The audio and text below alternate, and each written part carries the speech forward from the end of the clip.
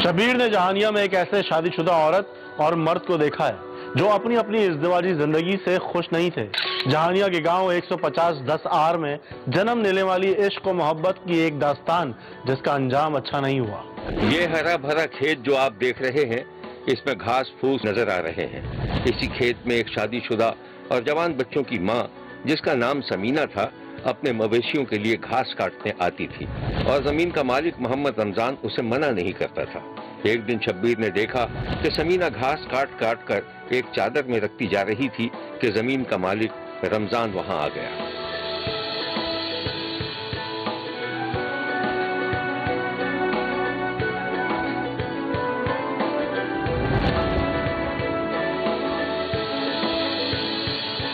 अरे बस कर दे, पूरा मैदान खाली करेगी क्या? अरे रोज आना पड़ता है, सोचा 3-4 दिन की घास एक साथ ही काट लूं। हाँ हाँ जरूर, मैं तो वैसे ही कह रहा था तू अपने बच्चों को भेज दिया अगर 14-15 साल का तो हो गया है माशाल्लाह वो। अब बच्चा है, क्या तकलीफ हो उसको, खुद आ गई। अच्छा, तेरा शौहर तो सऊदी अरब में है ना? हाँ, काफी बीमार है आज। नहीं खेत समझ, और तुझे जिस चीज की जरूरत हो तू मुझे बोल दिया कर। बहुत शुक्रिया। अच्छा, अब मैं चलती हूँ। अरे तू इतना वजन कैसे लेकर जाएगी उठा के? चला मैं तुझे मोटरसाइकिल पे छोड़ देता हूँ। नहीं नहीं, गांव वाले क्या सोचेंगे मेरे बारे में, मैं नहीं जा सकती। ये कुछ नहीं कहेंगे, चल तू आ बैठ, चल आजा।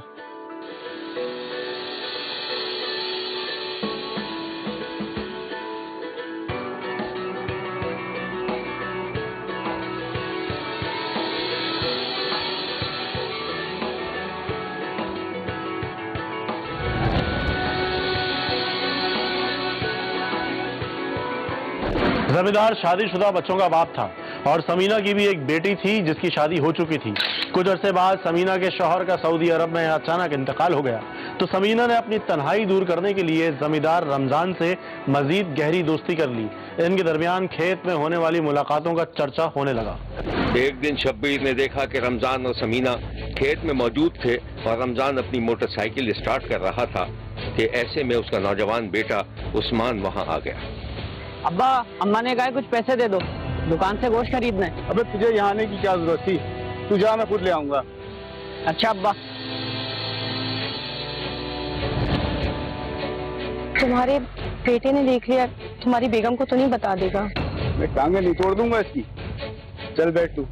नहीं, मैं खुद चली जाऊंगी, मुझे डर लग रहा है। बैठ, डरने की जरूरत नहीं है, चल बैठ, मैं छोड़ दूंगा, जल्दी बैठ।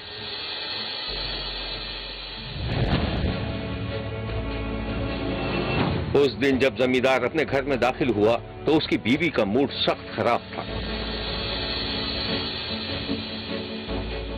सुनो, खैर तो है, तुम्हारा मुंह फूला हुआ है। मेरा मुंह फूला है? नहीं तो। यकीनन बेटे ने ही कुछ उल्टा सीधा कह दिया है। वैसे ये कहाँ आई कमबख्त? क्यों? उस्मान पर क्यों गुस्सा कर रहे हैं? अरे भाई, वो बेचारी एक गरीब औरत है, उसका तो मुझे नाम भी नहीं पता। खेतों में घास काटने आती है, मैं खड़ा उससे बातें कर रहा था कि पीछे से उस्मान आ गया। अब पता नहीं उसने तुम्हें ऐसा क्या कह दिया उल्टा सीधा। कहा तो है उसने।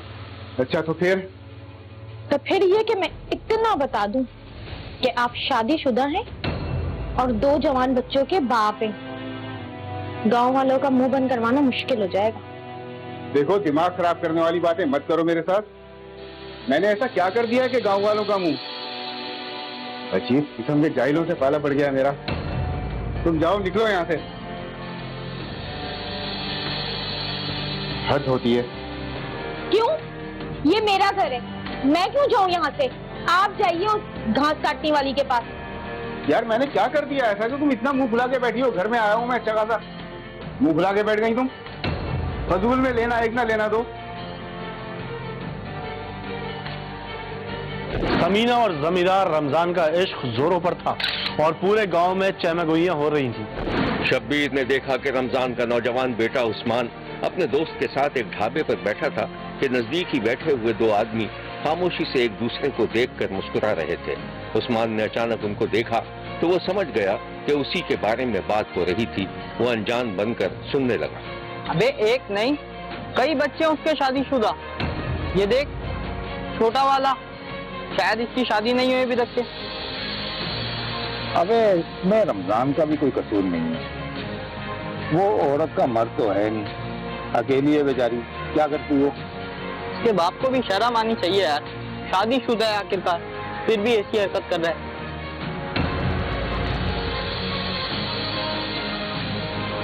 देख रहा है उस्मान गुस्से में लाल पीला हो चुका था। खामोशी से गुस्सा जब्त करके उठा और अपने घर की तरफ चल दिया। घर जाकर उसने हंगामा खड़ा कर दिया।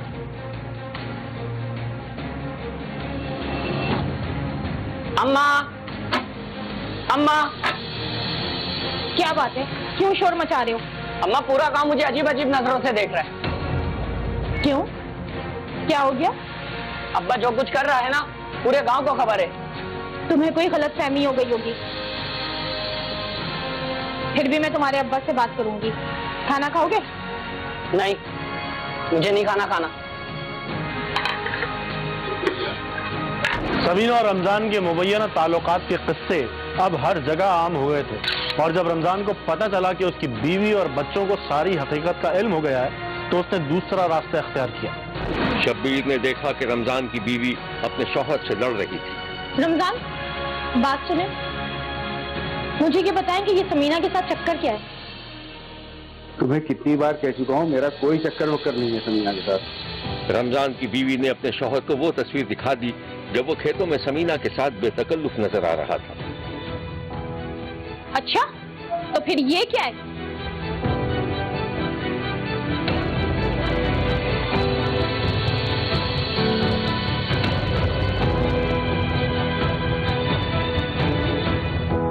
इस कहानी की मजीद तफसीलात हम आपको दिखाएंगे, लेकिन एक ब्रेक के बाद। कहीं जाइएगा मत, क्योंकि कोई देखे ना देखे, शब्बीर तो देखेगा। मुझे ये बताएं कि ये समीना के साथ चक्कर क्या है? तुम्हें कितनी बार कह चुका हूँ, मेरा कोई चक्कर वक्कर नहीं है समीना के साथ। रमजान की बीवी ने अपने शौहर को वो तस्वीर दिखा दी जब वो खेतों में समीना के साथ बेतकल्लुफ नजर आ रहा था। अच्छा, तो फिर ये क्या है? ये कहाँ से मिली? किसने भेजी है तस्वीर तुम्हें? रमजान, मायने ये नहीं रखता कि ये कहाँ से आई और किसने दी है। मैं फिर कह रही हूँ कि देखें, जो कुछ हुआ उसे भूल जाइए, मगर अब इस खेल को खत्म कर दीजिए। खेल खेल खेल, तुम पता नहीं क्या समझ रही हो। अरे मोहब्बत करना कोई जुर्म है क्या? मैं मोहब्बत करता हूँ समीना से। वो बेचारी बेवा औरत है और मैं उससे शादी करना चाहता हूँ। वैसे भी बेवा औरत से शादी करना सवाब का काम होता है। क्या? शादी? अरे पहले पहली बीवी के हकूक तो पूरे कर दो, उसके बाद दूसरी शादी करना। ठीक है, अपने बेटों को लो और दफा हो जाओ मेरे घर से। और कान खोलकर सुन लो, मैं समीना से शादी जरूर करके दिखाऊंगा तुम्हें।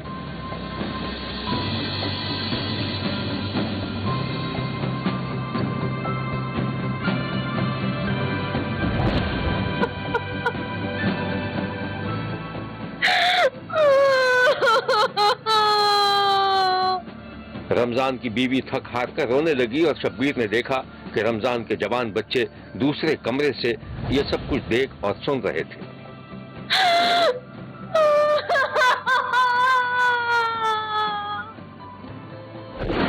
बाप ने शादी पर इसरार किया तो बड़ा बेटा अपनी बीवी को लेकर कराची चला गया, लेकिन छोटा बेटा उस्मान वहीं अपने बाप के पास ही रहा।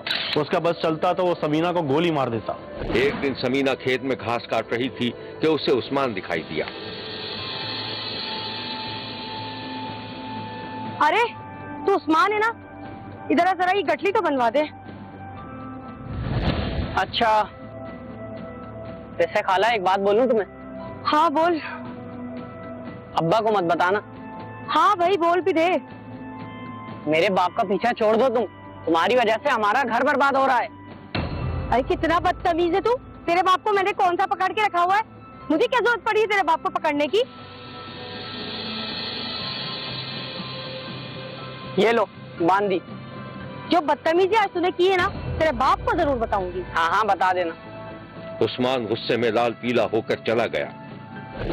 इस वाकये के बाद जमींदार रमजान का बेटा उस्मान बाकायदा समीना की जान का दुश्मन बन गया था और इससे अपने बाप की जान छुड़वाने की मंसूबाबंदी करने लगा। एक दिन उस्मान अपने एक मुलाजिम के साथ खेत में एक दरख्त के नीचे बैठा हुआ देखा गया। काम करेगा तू? बोलो, ये जो समीना है ना, इसको मार दे। मैं तो बोल रहा हूँ इसको कत्ल कर दे। कत्ल कर दूं? हाँ, पीछा छोड़ा इससे हमारा, ने हमारा पूरा घर बर्बाद कर दिया है। किसी को कत्ल करना इतना आसान है क्या? तो मालिक इस चक्कर में नहीं पड़ो, जैसे चल रहे चलने दो ना। नहीं, इससे पीछा छुड़ाना पड़ेगा। ना जाने पूरा गांव हमारे बारे में क्या क्या बातें बोल रहा है। इस मामले में आपकी कोई मदद नहीं कर सकता। तो बस ठीक है, अब मुझे ही कुछ करना पड़ेगा। छोड़ो, खड़े हो, घर चलते हैं। चलो तो।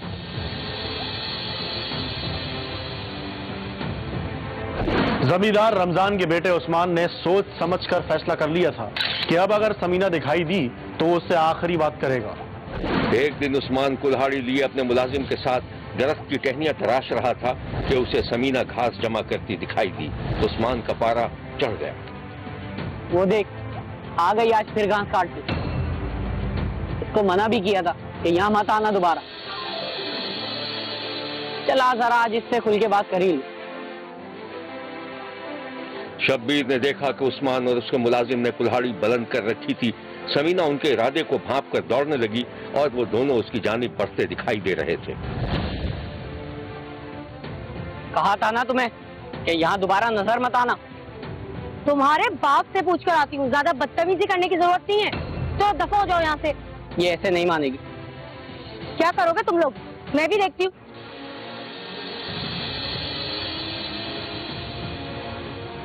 चला जा, कहाँ भागेगी? उस रोज उस्मान ने अपने बाप की मुबैना आशना समीना को अपने मुलाजिम की मदद से कत्ल कर दिया था और जब इस मौके पर उस्मान का बाप वहां पहुंचा तो उसे भी बेटे ने मुलाजिम के साथ मिलकर कुल्हाड़ियों के वार से कत्ल कर दिया। समीना और रमजान के कत्ल की खबर जंगल की आग की तरह फैल गई और लोग जाए वारदात पर बहुत बड़ी तादाद में जमा हो गए। पुलिस भी पहुंच गई थी और मकतूलीन की लाशें भी ले जाई जा रही थी। ये है वो मनाजिर।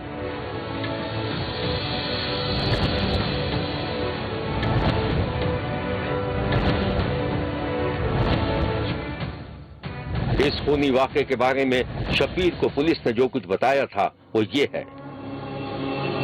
तो वहाँ के जो लोग इकट्ठे थे वहाँ उन्होंने शनाख्त किया कि एक लाश है रमजान और बिल्लो की और एक समीना बीबी के नाम से शनाख्त हुई।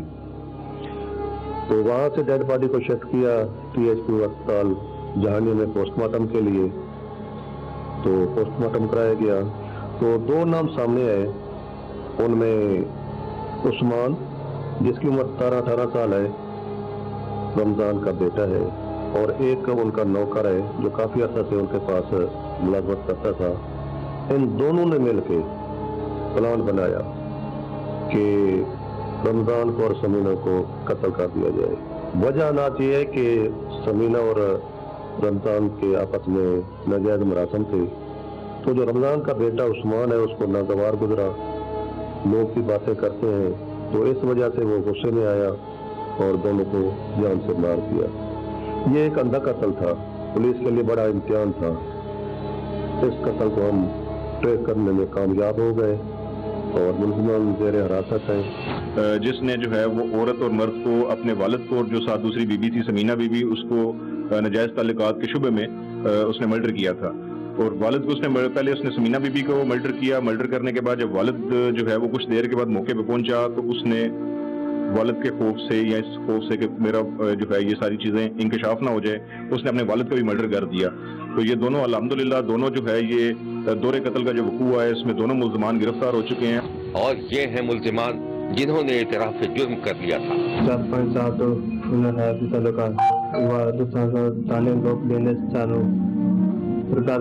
लड़ाई झगड़ा ਹੁੰਦਾ ਸੀਗਾ ਵਾਲਦ ਉਸ ਔਰਤ ਪਿੱਛੇ ਲੱਗ ਕੇ ਸਾਨੂੰ ਮਾਰਦਾ ਸੀ, ਮਾਰਤਾ ਹੀ ਕਰਦਾ ਸਾਨੂੰ ਸਾਰਾ ਕੁਝ। ਵਿਚਾਰਾ ਕਰਦੇ ਉਹਨੇ ਸਾਹਮਣੇ ਦੇਖਿਆ, ਦੇਖ ਕੇ ਸਾਨੂੰ ਆਵਾਜ਼ ਮਾਰੀ ਹੈ और कहीं उसमें चारा का वो जिसमें नाम आवाज मारी सारा कौन गया बुरा लफ्ज यूज किए चाचू को गाड़ी देगी जी और को गाड़ी करना मारेगी। चाचू ये मसला ने मेरा साथ दे, ये नहीं बहुत ही रो गया। मैं क्या जी मैंने काम ना करो, मेरे निक्के निक्के बच्चे आ जेड़ दिन बबू आंदा भी उस दिन फिर बहुत ही जलील किया। चाचू मेरा साथ दे। माई आई उसने पट्ठे कटे, पट्ठे काट के आवाज दी थी एनू उस मामी पट्ठे जगा जिते कोल कुल्हाड़ी थी, इसने कुल्हाड़ी ओनू मारी, ओनू खत्म कर दिता। फिर अबू आधा घंटा 5 मिनट बाद अबू आया, फिर आके बैठा, उन्हें कपड़ा हटाया भी की मतलब बने। वो जवाब दिता कि सानू नहीं पता। वो गुस्से से उठी गए, उन्हें इधर थापू ला रही के बावजूद मेरे को कुल्हाड़ी मार दी थी। उस बाद मेरे को शब्बीर ने जहानियान में पेश आने वाली कत्ल की इस दोहरी वारदात पर तशवीश और दुख का इजहार किया है और कातिलों को कानून के मुताबिक सजा देने का मुतालबा किया है। देखते रहिए, क्योंकि कोई देखे न देखे, शब्बीर तो देखेगा। शब्बीर ने फैसलाबाद में एक ऐसी शादीशुदा औरत को देखा है जिसने दुबई में अपना ब्यूटी पार्लर खोल रखा था और अक्सर बैरून मुल्क जाया करती थी। 6 साल शादीशुदा जिंदगी में अपने शौहर से उसकी नहीं बन सकी और दोनों के दरमियान लड़ाई झगड़ा मामूल की बात थी।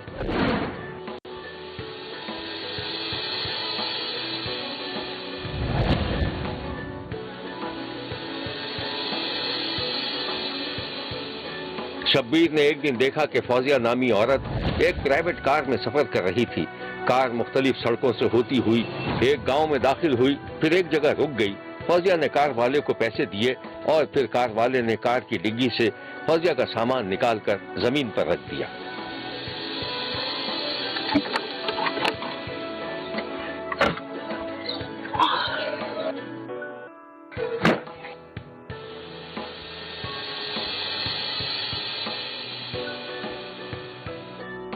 इधर देख लें कोई सामान वगैरह अगर रह गया तो आपका। नहीं नहीं, thank you so much, thank you. ले जाएंगे आप? बस बस। सुनो बेटा, इधर आओ।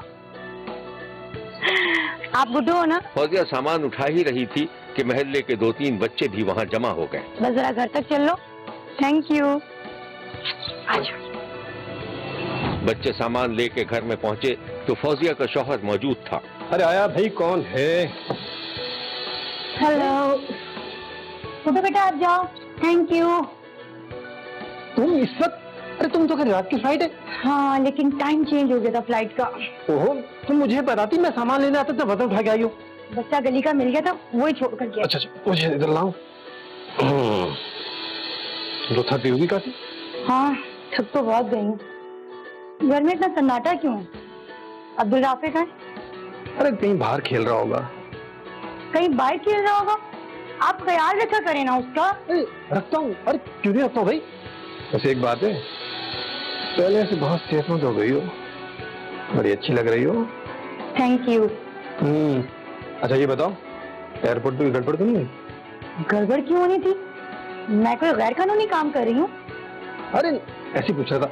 अच्छा तुम आराम करो, मैं तुम्हारे लिए होटल से खाना लेके आता हूँ। चलो आ जल्दी। हाँ जल्दी जाओ। और अब्दुल राफे को भी देखें कहाँ है, पता नहीं कहाँ मेरा बच्चा होता है। शौहर घर से बाहर निकला तो गांव का एक बुजुर्ग उसे टकरा गया। अरे शाहिद, सब बड़ा खुश नजर आ रहा भाई तू।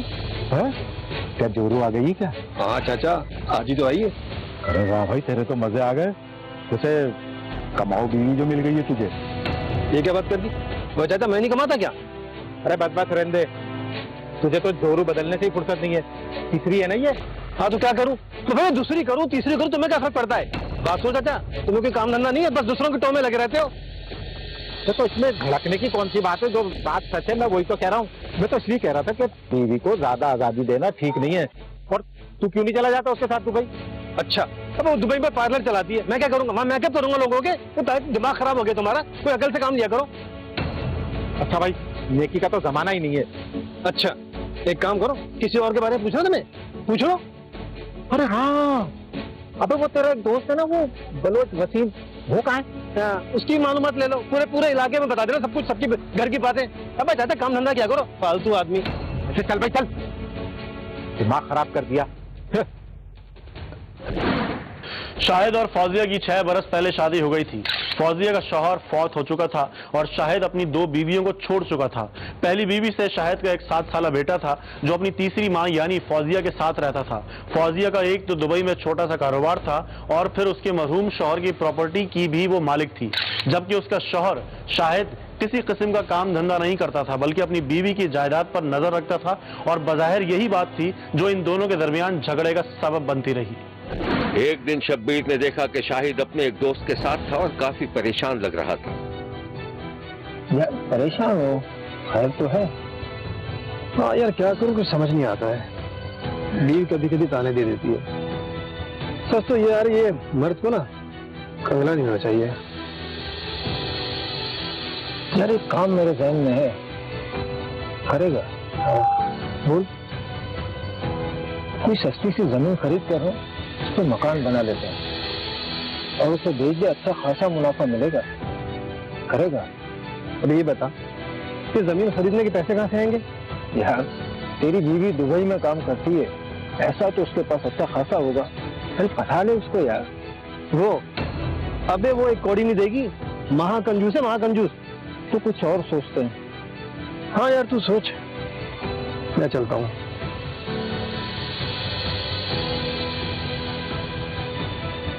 शाहिद ढके छुपे लफ्जों में अपनी बीवी से कारोबार के लिए रकम मांगने का मुतालबा कर चुका था, लेकिन बीवी राजी नहीं थी। अब शाहिद ने अपनी बीवी को मुबैना ब्लैकमेल करने का शर्मनाक मंसूबा बना लिया।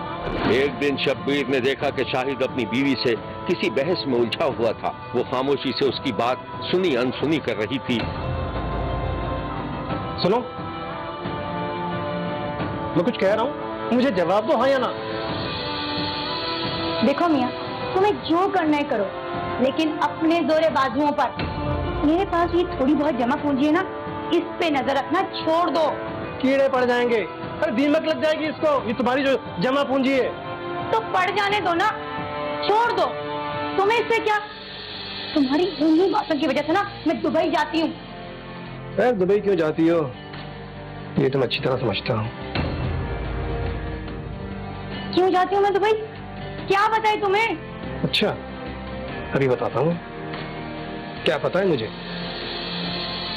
ये तुम हो ना? ये हम? मगर भाई तुम्हारे साथ भी खड़े तस्वीर में मुस्कुरा रहे हैं ना, इन्होंने तस्वीर मुझे सेंड की है। मेरी बात सुनो, मैं आपको बिल्कुल नहीं जानती और ना मैंने ये तस्वीर इनके साथ बनाई है। नकली है ये तस्वीर। अब ये तस्वीर असली है नकली है? अरे मैं किसी से कुछ कह थोड़ी रहा हूँ। कुछ कह तो नहीं रहा, बस सिर्फ घटिया और गलीज इल्जामात लगा रहे हो मुझ पर। देखो मियाँ, मैं जाहिल जरूर हूँ लेकिन इतनी भी जाहिल नहीं हूँ। आजकल का तो बच्चा बच्चा ये तस्वीरें किसी के भी साथ एडिट करके तस्वीर बना सकता है। मुझे ये बताओ कि तुम ये हरकतें कर क्यों रहे हो? क्या चाह रहे हो तुम? अच्छा चल लड़ो मत। अरे मैं किसी से कुछ नहीं कहूंगा। मैं तो बस ये चाहता हूँ कि तुम अपनी ये जमीन बेच के मुझे दे दो। मैं कारोबार करना चाहता हूँ, यकीन करो पाई पाई तुम्हारी वापस कर दूंगा। देखो तुम्हें जो करना है कर लो, इससे भी ज्यादा शर्मनाक इल्जाम लगाना लगा दो। मैं तुम्हारी किसी ब्लैकमेलिंग में नहीं आऊंगी। अच्छा तो फिर मेरी बात सुन ले, मेरे साथ अगर रहना है ना तो आज के बाद दुबई जाना बंद, तुम्हारा पार्लर बंद। मुझे पता है कि तुम वहां क्या धंधा करती हो। इस कहानी की मजीद तफसीलात हम आपको दिखाएंगे, लेकिन एक ब्रेक के बाद। कहीं जाइएगा मत, क्योंकि कोई देखे ना देखे, शब्बीर तो देखेगा। मैं तो बस ये चाहता हूँ कि तुम अपनी ये जमीन बेच के मुझे दे दो। मैं कारोबार करना चाहता हूँ, यकीन करो पाई पाई तुम्हारी वापस कर दूंगा। देखो तुम्हें जो करना है कर लो, इससे भी ज्यादा शर्मनाक इल्जाम लगाना लगा दो। मैं तुम्हारी किसी ब्लैकमेलिंग में नहीं आऊंगी। अच्छा तो फिर मेरी बात सुन ले, मेरे साथ अगर रहना है ना तो आज के बाद दुबई जाना बंद, तुम्हारा पार्लर बंद। मुझे पता है कि तुम वहां क्या धंधा करती हो। मेरी बात सुनो, मैं तुम्हारे साथ भी रहूंगी और मेरे जो जी में आएगा वो करूंगी। जो करना है तुम्हें कर लो। अपनी बकवास बंद कर, ये जबान चला रही ना, तेरी माँ को तेरे करतूत बताऊंगा जाके सारे। जाओ जाके भोपू पे ऐलान करवा दो कि बीवी तुम्हारी आवारा है, बदमाश है, दुबई में अड्डा चलाती है। बस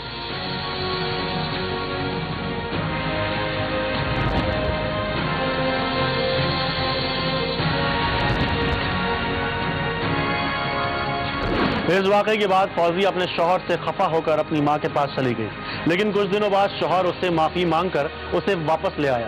लेकिन अब फौजिया का शौहर एक और घटिया चाल चलने का मंसूबा बना रहा था। एक दिन शब्बीर ने देखा कि फौजिया का शौहर अपने एक दोस्त को अपनी बीवी से बात करने पर उकसा रहा था। बात कर, मोबाइल देखना। क्यों भाई? अबे दे तो यार। काम कर, मेरी बीवी से बात कर। अरे पागल तो नहीं हो गया? अरे पागल नहीं हो गया हूँ, मैं उसको आजमाना चाहता हूँ।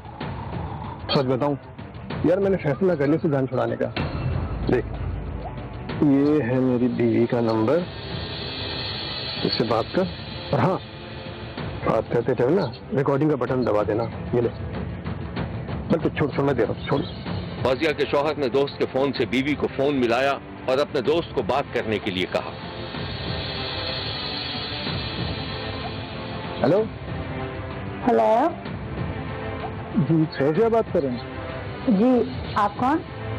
जी, आपका नंबर मुझे मिला था। दरअसल मेरी एक दुबई में छोटी सी कॉस्मेटिक की दुकान है। अच्छा, तो फिर मैं ये सोच रहा था कि आपका तो पार्लर बहुत मशहूर है, अगर आप मेरी दुकान से कॉस्मेटिक की चीजें खरीद लेती तो आपका भी फायदा होता और मेरा भी। अच्छा, लेकिन वो कैसे? वो ऐसे, अगर आप कोई वक्त मुझे दें तो बैठकर बात कर लेते हैं। अच्छा, मैं आपको अपने हस्बैंड का नंबर देती हूँ, बल्कि मैं उनसे बात करती हूँ, फिर आपको उनका नंबर देती हूँ, आप उनसे मिलकर बात कर लीजिएगा कि क्या करना है। ठीक है? जी, बहुत शुक्रिया, मुझे इंतजार रहेगा। ओके, थैंक यू, अल्लाह हाफिज। यार, तेरी बीवी तो बहुत अच्छी है, सुलझी हुई औरत है यार। किस काम पे लगा दिया तुमने मुझे? लानत है यार तुझ पर। ओ भाई, तू पागल हो गया है, तू नहीं जानता उसको, तेरा वास्ता नहीं पड़ा उससे भी। अच्छा एक काम कर, तूने जो कॉल रिकॉर्ड की ना, यार मुझे भेज दे भाई। चल बे चल, मैंने तो उसका फोन रिकॉर्ड भी क्या कर भी देता ना तो मैं तुझे नहीं देता। और हाँ, उसका अगर फोन आया ना तो मैं उठाऊंगा भी नहीं और मैं उसको फोन करूंगा भी नहीं। अच्छा, ज्यादा लेक्चर नहीं दे मुझे, मैं पहले बहुत परेशान हूँ। फोन नहीं उठाऊंगा इसका। शाहिद का हर तरीका नाकाम हो चुका था। उसकी बीवी किसी तरह उसकी ब्लैकमेलिंग में आने वाली नहीं थी और शाहिद अपनी बीवी की जायदाद हथियाने की कोशिश कर रहा था। हर तरफ से नाकाम होने के बाद एक दिन शाहिद ने अपने कुछ दोस्तों के साथ मिलकर बीवी का गला दबाकर उसे कत्ल कर दिया और लाश के टुकड़े करके एक गठरी में बांधकर नहर में फेंक दिया और खुद थाने रिपोर्ट दर्ज करवाने चला गया। शब्बीर ने देखा कि शाहिद थाने में बीवी की गुमशुदगी की रिपोर्ट दर्ज करवा रहा था। हवालदार लिखता जा रहा था, लेकिन उसे शाहिद का बयान मशकूक लग रहा था। फिर वो उसे तफ्तीशी के पास ले गया। तफ्तीशी ने 2-4 सवालात किए तो शाहिद ने बीवी के कत्ल का इतराफ कर लिया। ये तो उसका खामन है ना, इसको प्रॉपर्टी जो उसका घर है इसने उसके नाम लगवाया हुआ है। उस वजह से इनके आपस में लड़ाई झगड़ा होता था। उस वजह से इसने अपने 2 साथी मंगवाए, कासिर और एक मुस्लिम शेख। तो वैसे 2 आदमी मंगाए। उनको इसने पैसों का लालच दिया कि आप मेरी बीवी को मेरे साथ मिलकर कत्ल करें, फिर मैं आपको पैसे दूंगा।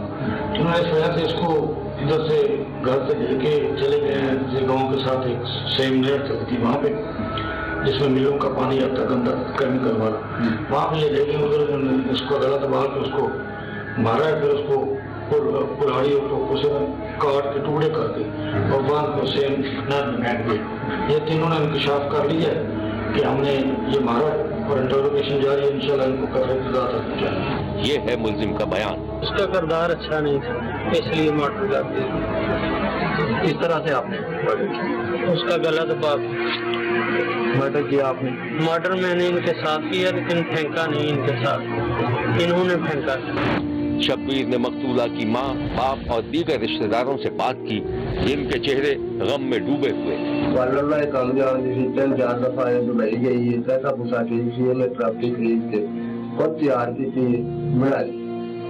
इन्हें इस लालच की बना बेटी मेरी कत्ल करता है, सोचा कि मैं अपनी आशा अगम कर जाऊँ। किसी बंदे को मेरे को अलावा मौजूदगी फिर भी पूछ रहे इस बंदे का किरदार की। नौकर आते दिता वो पटे बांधी सी, वो तार सब कुछ उन्होंने तो बांधी सी।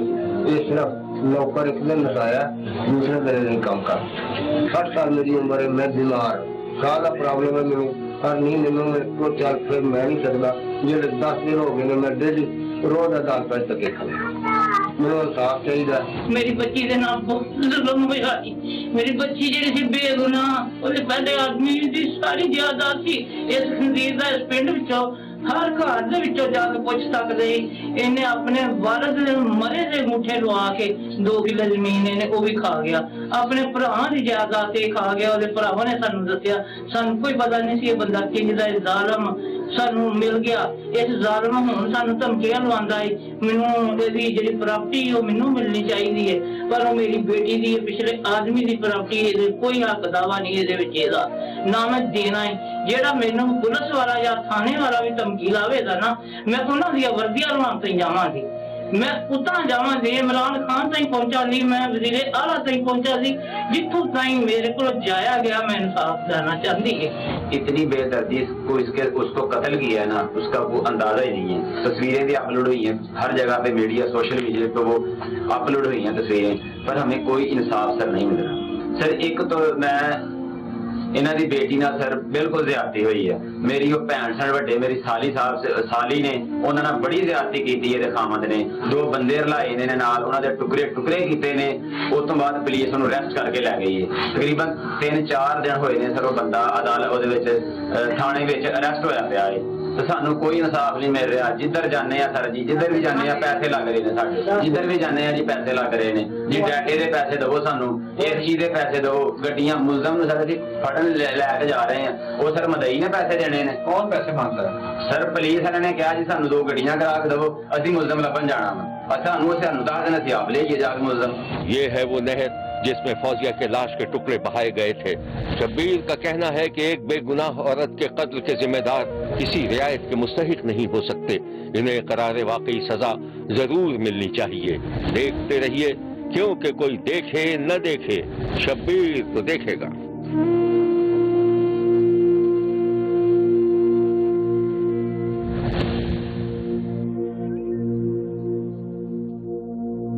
शब्बीर का कहना है कि वो देख रहा है और मुसलसल देखता रहेगा। मुल्क भर से मजीद कहानियों और उनकी तफसीलात के साथ फिर मुलाकात होगी। देखना ना भूलिएगा, क्योंकि कोई देखे ना देखे, शब्बीर तो देखेगा। अगर आप अपने इर्द गिर्द होने वाले किसी गैर मामूली वाक़े से शब्बीर को आगाह करना चाहते हैं तो SMS करें SAB लिखकर स्पेस दें और अपना मैसेज अपने शहर और नाम के साथ 247 पर भेज दें। फैक्स करने के लिए हमारा नंबर है 02135803820। खत लिखने के लिए हमारा पता है 5 expressway of Korangi road, Karachi.